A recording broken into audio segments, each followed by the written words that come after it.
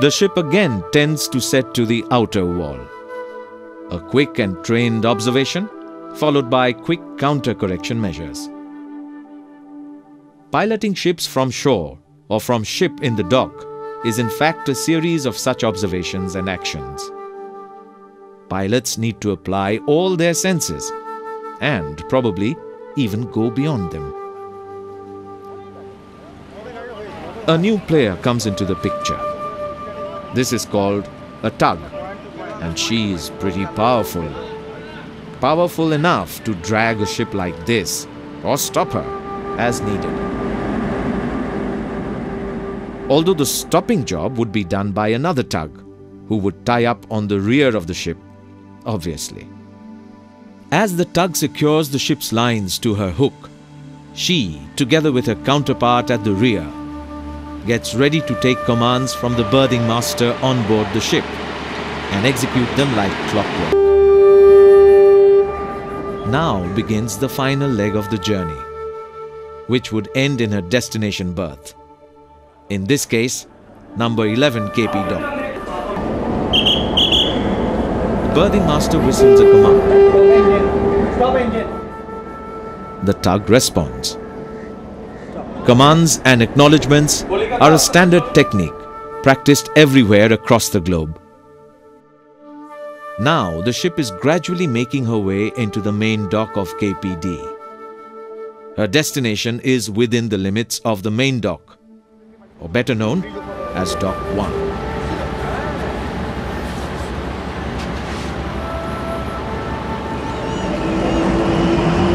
Generally, ships bound for Dock 2 have a more difficult and arduous exercise in store than this passenger ship. Bridge, which was in those days, it was double leaf swing bridge. Horizontally, leaves used to open. Anyway, the cutting, you must all know that it is heading towards 15 berth. Cutting angle is towards 15 berth.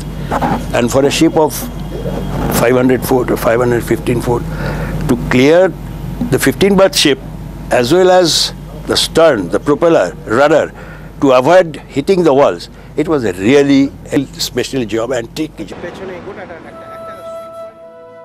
As the ship makes headway, a constant correction of her course is needed because she, in fact, is to keep a safe distance from the other ships and the buoys on the sides. At times, these buoys too hold ships between them, leaving very little navigable space for any moving craft. Not to forget, the ship is also heading towards another very costly installation, the double lifting swing bridge, or DLSB. It needs a cautious and careful maneuver, the right amount of speed and right amount of restraint. She has almost reached her berth.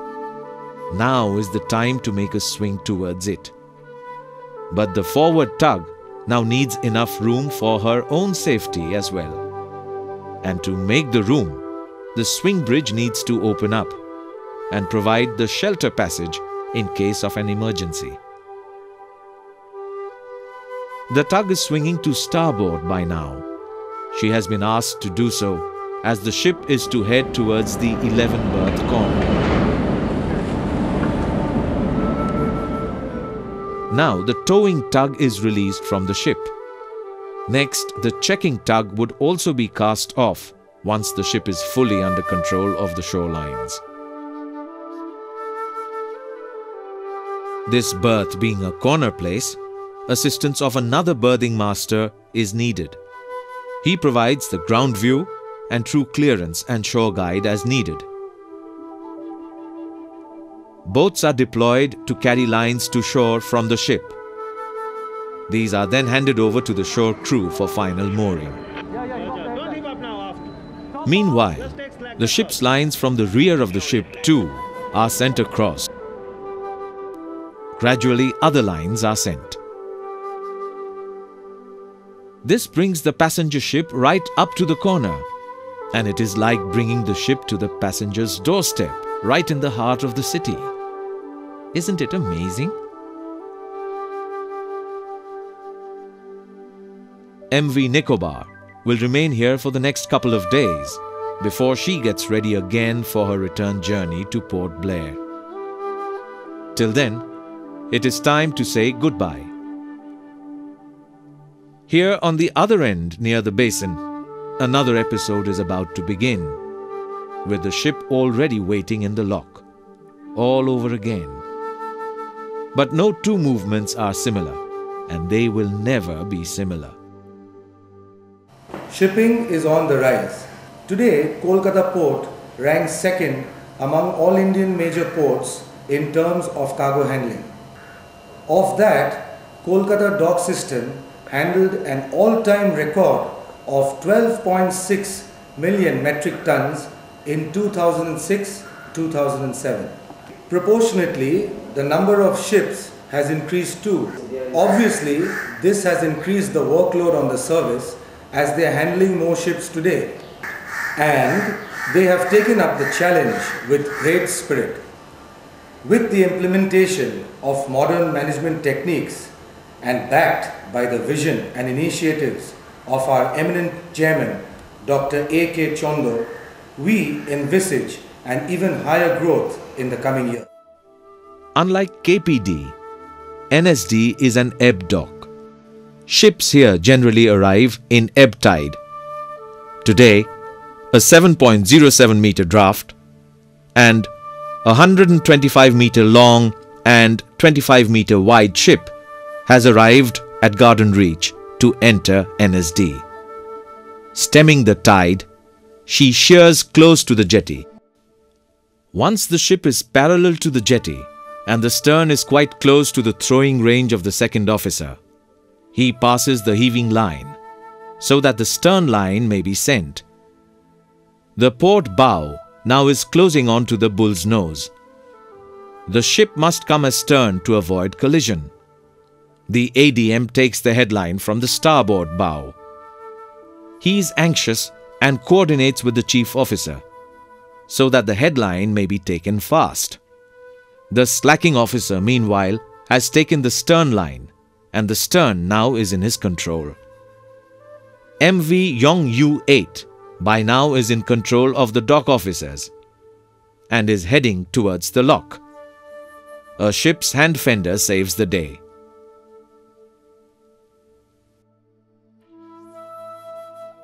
The ship is secured in lock. Outercation is closing. The berthing master has now boarded the ship.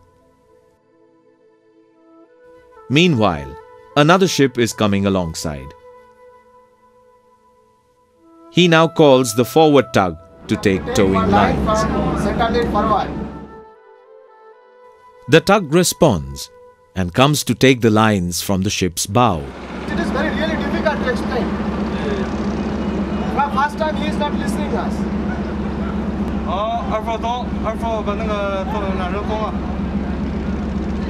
Language problem is a regular affair. Once the inner cation is opened, the ship makes a first move inside the NSD basin. The stern is about to leave the lock. Gradually, the ship gathers headway. Another ship, MV Bongobarta, is very close to the port side. The pilot must keep the vessel clear of it. In strong southerly winds, there is always a possibility of this inward ship to drift heavily to the ship on her port. Sometimes when there are two vessels double-banked at the port side, the job becomes trickier. Only an expert ship handler can avoid the heavy fall. The tug, when sufficiently close to the berth, knows when to alter course and head towards the berth. Next, she is instructed to clear off from the ship's path before the space ford gets too narrow for her to escape. The pilot now knows that the headway is considerable. He orders half astern on the engines. It isn't enough. He goes full astern next.